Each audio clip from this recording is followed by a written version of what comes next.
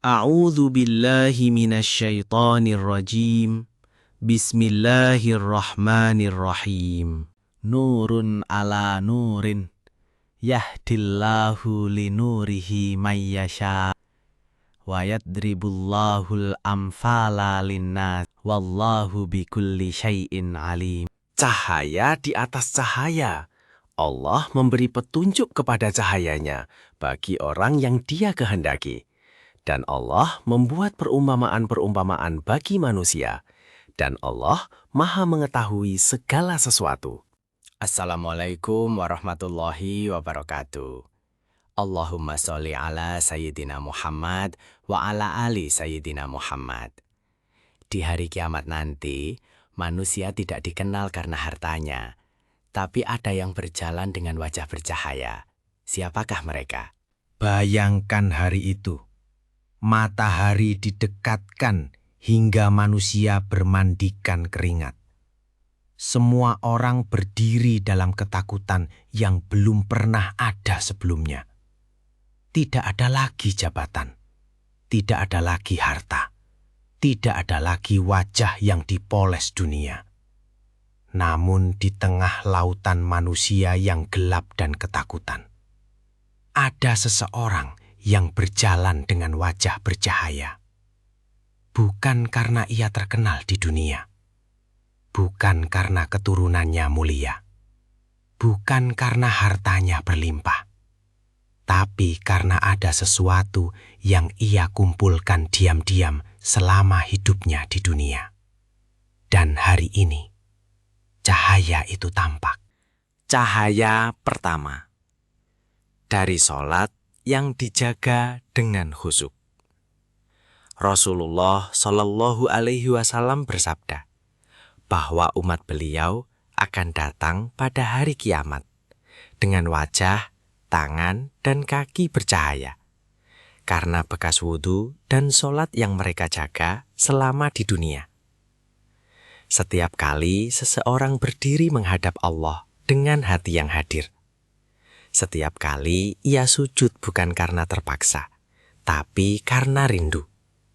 Setiap kali ia memilih sholat di awal waktu, padahal dunia sedang sibuk. Ia sedang mengumpulkan cahaya yang akan menemaninya di hari paling gelap. Cahaya kedua, dari air mata yang jatuh karena Allah. Air mata karena Allah tidak pernah sia-sia. Tangisan saat sujud malam yang sepi. Air mata yang jatuh karena merasa berdosa dan takut kepada Allah. Tangisan kerinduan kepadanya di saat tidak ada yang melihat. Rasulullah Shallallahu Alaihi Wasallam menyebut, mata yang menangis karena Allah tidak akan disentuh api neraka. Setiap tetes yang jatuh dalam kesunyian itu sedang berubah menjadi cahaya untuk hari ketika tidak ada sinar matahari. Cahaya ketiga, dari hati yang ikhlas dalam beramal.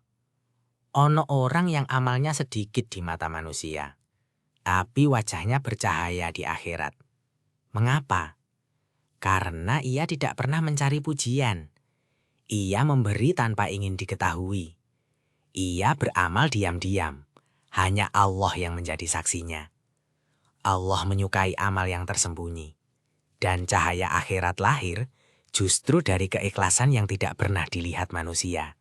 Cahaya keempat, dari lisan yang tidak pernah putus mengingat Allah. Subhanallah, alhamdulillah, astaghfirullah. Sholawat kepada Nabi Shallallahu Alaihi Wasallam. Kalimat-kalimat ringan yang terucap di sela-sela kesibukan dunia, di perjalanan, sebelum tidur, setelah sholat, di tengah kesendirian. Lisan yang terbiasa mengingat Allah membuat hati tetap hidup. Dan hati yang hidup, wajahnya tenang di dunia dan bercahaya di akhirat. Cahaya kelima, dari langkah kaki yang berjalan menuju masjid.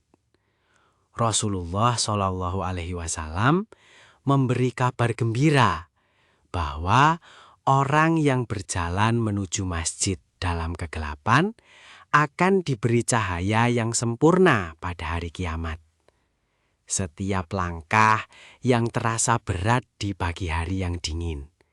Setiap kali memilih bangkit dari tempat tidur menuju sholat subuh saat dunia masih gelap.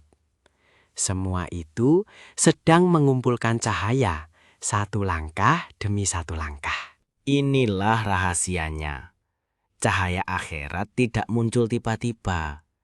Ia dikumpulkan sedikit demi sedikit dari sujud yang sepi, dari dosa yang ditangisi dengan sungguh-sungguh, dari doa yang tidak pernah dilihat manusia, dan dari hati yang selalu memilih untuk kembali kepada Allah meskipun berkali-kali jatuh. Dan orang yang berjalan dengan wajah bercahaya di hari itu mungkin bukan ulama besar, mungkin bukan orang yang terkenal, mungkin hanya seorang hamba biasa yang setiap malam berbisik dalam sujudnya, "Ya Allah, jangan biarkan aku jauh darimu." Dan Allah tidak pernah mengecewakan hamba yang sungguh-sungguh berdoa seperti itu. Semoga kita termasuk di antara mereka.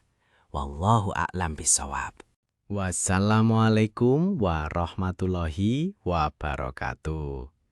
Insya Allah, jumpa lagi di lain waktu dan kesempatan. Monggo, matur nuwun.